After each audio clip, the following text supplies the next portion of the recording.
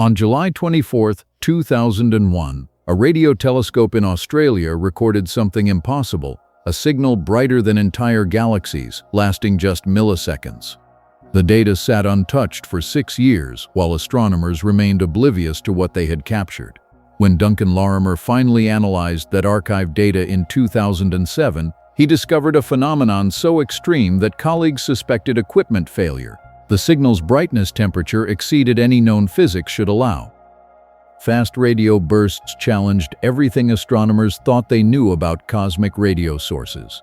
These millisecond flashes release more energy in the blink of an eye than our sun produces in days. Since Lorimer's discovery, over 600 FRBs have been detected, yet their origin remains one of astronomy's greatest mysteries.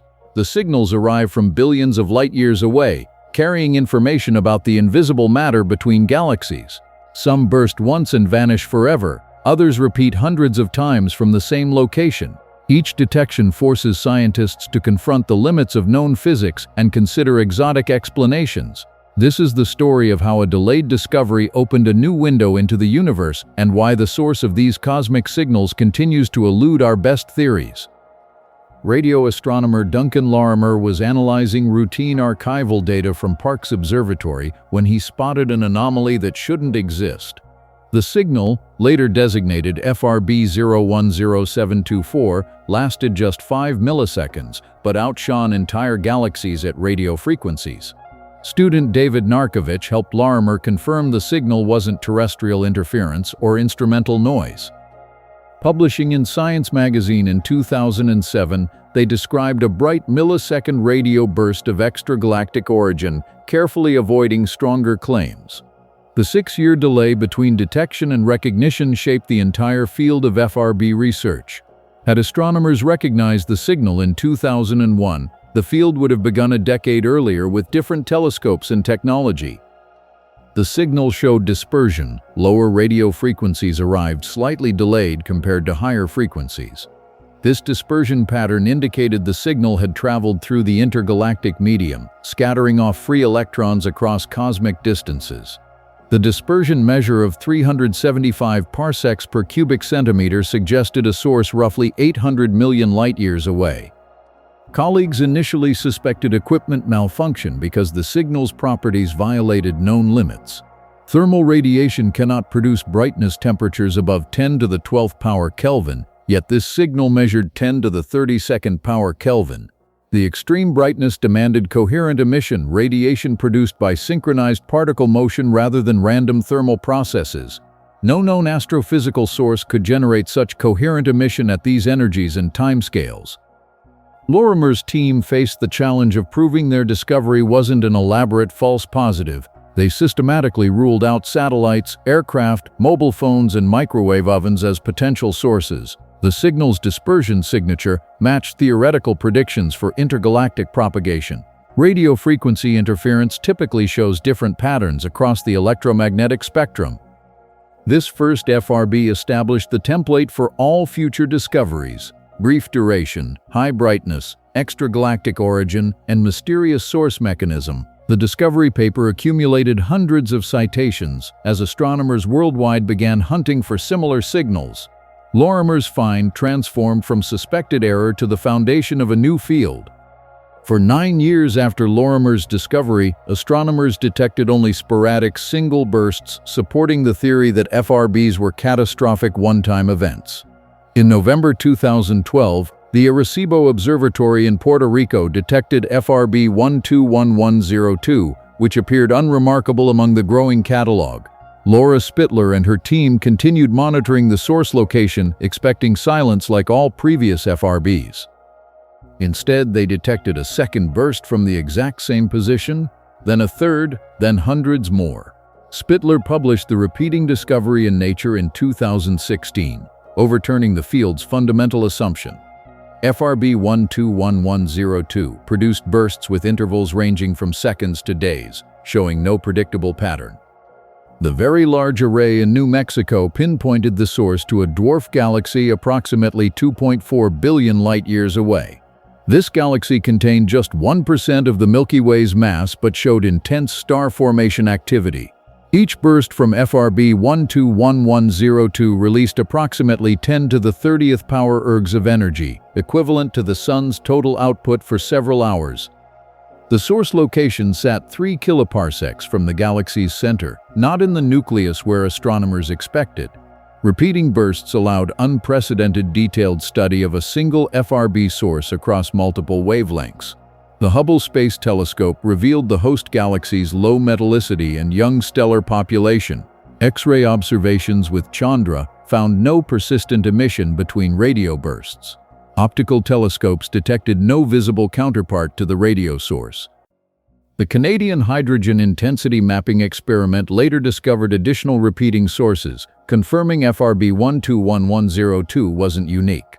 Repeaters showed different statistical properties from single-burst FRBs, lower average energies and different polarization characteristics. This raised a fundamental question. Are repeaters and one-off FRBs completely different phenomena, or do all FRBs repeat given enough observation time? Current statistics suggest only 5 to 10% of detected FRBs show repetition. The repeater paradigm shift forced theorists to abandon simple catastrophic models like neutron star collisions. Instead, repeating sources pointed toward engine-driven phenomena, magnetars, black hole accretion, or other persistent energy sources. FRB 121102 continues producing bursts today, with over 300 individual events recorded from this single source. The Canadian Hydrogen Intensity Mapping Experiment changed FRB astronomy from studying rare curiosities to building statistical populations. Unlike traditional radio telescopes that observe tiny patches of sky, CHIME monitors 200 square degrees simultaneously, equivalent to 1,000 full moons. Since beginning operations in 2018, CHIME has detected over 1,000 FRBs, more than all previous telescopes combined. The discovery rate jumped from 10 to 20 FRBs per year to several hundred annually. CHIME's real-time processing algorithms can identify and localize FRBs within minutes of detection. This rapid response enables automated alerts to optical and X-ray telescopes for immediate follow-up observations. The flood of new detections revealed surprising diversity in FRB host galaxies. Early theories predicted FRBs should occur exclusively in young star-forming galaxies consistent with magnetar origins. Instead, CHIME found FRBs in spiral galaxies, ellipticals, irregulars, and even old systems with minimal star formation. Host galaxy metallicities range from 0.2 to 2 times solar values, showing no clear environmental preference. Most FRBs occur 10 to 20 kiloparsecs from their host galaxy centers, not in nuclear starbursts as expected. This environmental diversity challenges single progenitor models and suggests multiple formation pathways. CHIME's interferometric capabilities provide arc-minute scale localizations without requiring follow-up observations. The Very Long Baseline Interferometry Network can achieve sub-arc-second precision for the brightest events. Statistical analysis of hundreds of FRBs reveals two distinct populations: repeaters and apparent non-repeaters. Repeating sources show lower average energies and different temporal clustering patterns.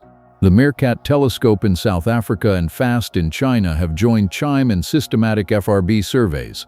Together, these facilities detect multiple FRBs weekly, building the large samples needed for population studies. Current catalogs contain enough events to study correlations with cosmic star formation history and galaxy evolution. Despite detecting hundreds of FRBs, astronomers still cannot definitively explain what produces these extreme signals. The leading hypothesis involves magnetars, neutron stars with magnetic fields exceeding 10 to the 15th power Gauss. Sudden magnetic field reconfigurations could release 10 to the 44th power ergs over seconds, enough energy to power an FRB if beamed efficiently. Magnetar flare statistics match the temporal clustering patterns observed in repeating FRBs like 121102. The coherent curvature radiation from magnetar magnetospheres can achieve the extreme brightness temperatures FRBs require, but magnetar models face serious challenges from observational data. Many FRBs occur in old elliptical galaxies that contain few young neutron stars. Magnetars typically form from recent supernovae in actively star-forming regions.